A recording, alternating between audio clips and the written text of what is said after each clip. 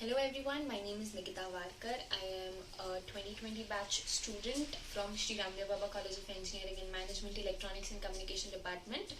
I'm going to talk about Principal Global Services, which is apparently going to visit for campus recruitment next week. So I would initially describe all the stages that one is supposed to go through, or at least what one was supposed to go through back when PJS came during my time, and then I would go and elaborate more on my personal experience throughout all those stages. So basically, the stages involved are: first is a very basic aptitude round, which is basically for mass elimination. The next is a really cool test, which is e-litmus. After that, there is a technical interview round. Then there was a surprise round. Then technical interview 2, and then an HR round. So 6 rounds in all. So I'll elaborate on them one by one.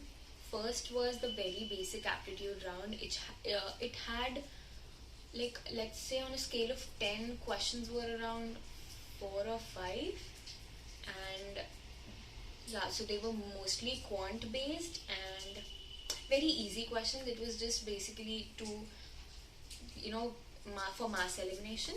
And after that, the next round was e-litmus. So this e-litmus is a really cool test. उसमें ऐसा है, there are basically 3 rounds, three sections: quant, verbal, and logical reasoning. So a few, if you want to prepare for it, a few things that you can do are: one, cryptarithmetic, like 4 or 5 questions are directly from that one set of question. Then besides that, just some basic understanding of formula and calculation would help you go through the aptitude test of e-litmus. And like, the verbal is very easy. Logical reasoning could be a bit tough for someone, and quants was fairly difficult. Yeah, quants was fairly difficult. Then after the e-litmus is over, you don't get your results then and there itself. It would take around a month or so, but the PGS recruiters have your results. Then there's the technical interview round, wherein, okay, so coming from electronics and communication and not having done things out of my zone, or willingly, like, there weren't any things that I had done by actually taking an effort made with machine learning, artificial intelligence. I didn't have a clue about it.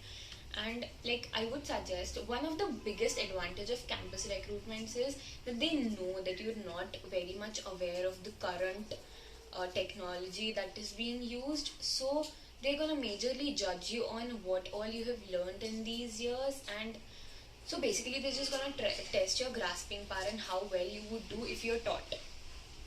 So that is a really good advantage. So I won't really suggest you to go overboard and do things, very extremely complex things, in a superficial way, because it doesn't really help. But if you are interested in some particular stream, you certainly might go ahead, and that shows that you take initiatives and are curious. That inquisitiveness is also one of the traits that usually people look for, but there's no hard and fast rule. Then, so in the technical interview, I personally am not comfortable with any coding language as such, not like extremely comfortable. But I knew the basics of Python that I got to learn through the departmental elective of Raspberry Pi that I had taken. So just that much of Python was something that I had learned, and through that they had asked me one question, and I kinda didn't even know how to, like, the exact syntax. So I just wrote the algorithm and I wrote the if conditions to it. That's it. That's how I actually got done with the technical round. But that wasn't the only part of it. They certainly are looking for people with really good analytical skills. That is what I realized, because they had asked me a question on guesstimates. So guesstimates are these very sort of case studies, and usually used for analytics and consulting, used by analytics and consulting firms. So they had asked me a question about how we have a client which is looking forward, which has a shampoo brand, and they want to know how many units of shampoos they must produce for Nagpur. So now, see, there is a long process to this, and you're supposed to ask questions and get clearer ideas on how it's to be done. So Like, it's more about the kind of questions you ask, because ultimately I just gave a random number, but it was more about the questions I asked, like which brand, what kind of brand are we talking about? Because if it is a basic brand like Vatika, the target group is very different. And if it is a brand, let's say like L'Oreal, so they also cater to all the salons that are based in Nagpur as well as the public. Then whether the shampoo comes with, like, what is the product portfolio, does it come with a conditioner, serum, and is there an entire range, or is it just like a basic shampoo like Vatika? So there are a lot of questions that you should be considering, like the target group, the population. Now I didn't know the population of Nagpur either, so I asked the interviewer whether if I could give it on a scale of 10, but no, they didn't agree to that. So it would be good if you know the population of your city, a bit more about your city. Yeah, we also talked about the current affairs that were going on back then. So the Kashmir issue was one thing that we talked about. Then I was a literary enthusiast, so we talked about books as well. And yeah, it was a pretty good interview. Like, काफ़ी bases cover किए थे, right from current affairs to my interests to my basic way of thinking of towards like how I approach questions. That is very important. Then yes, that was that round. Then after that we had the surprise round. With us it was a puzzle round.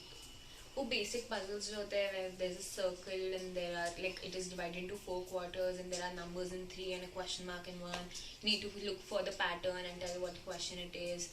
Then what would be the next shape in a series. They were extremely basic, like they just needed, it just needed presence of mind, and like uh, you should be able to catch that detail. If that is done, you would be easily able to get through that round. Now the next round was, oh yeah, one thing that I forgot. In the first technical interview round, I was asked about my project as well. Now I would strongly recommend to have a really good idea of the working of your project and like the principles that it is working on, because they would expect an explanation with proper details on how exactly it progresses, you know, how it functions, then what you did, what everybody else did, how are you in a team. These were the questions that were asked in the first round as well. Then talking about the second technical round, so like they pass on notes from one interview to the other. So this person knew what all I had talked in my previous interview. And one thing that I'm not very proud of, but still I'd say, so as I entered this second interview, I was asked how I was doing. I was like, yeah, I'm good. Then he asked me if I had my lunch or not, and I said no, I wasn't really that hungry. I already had butterflies in my stomach. So yes, I cracked the joke in my interview. Don't do that. Not recommended. Then after that, we talked about the Kashmir issue that we discussed in the last interview. I think that was something that like he asked me again on that, and we had an elaborate discussion over it. Then I was asked which is my comfort, like the subject that I am comfortable with, and it obviously was microprocessors and controllers. And I actually told him that I was pretty much interested into it because it was very logical and I just liked it basically. It was coding, but it wasn't exactly the CS type coding. It was assembly language, so I really liked it. And he also turned out to be a firmware engineer as well, like he was in his past, so we kind of bonded on that. Then we also went on discussing about, yeah, so there were basic questions about microprocessors and controllers. We discussed that, and again, projects are very important. Know and understand your projects very well, because that shows that you have worked on it and how well you can work on something. Then the later part was, yeah, the HR interview. HR interview is very basic. It is mostly around how you would um, whether you're a good fit for the company, the principles of Principal Global and the environment, and how they function, and the kind of teamwork they have, the hierarchical structure they have, if you're a good fit for it. Like I was asked if what are my hobbies, and it was I said dancing, but not like proper dancing, but just dancing in DJ parties. So my HR was like, you would really like Pune then. Like, yeah, I'm looking forward to that because we certainly don't have any sort of nightlife in Nagpur.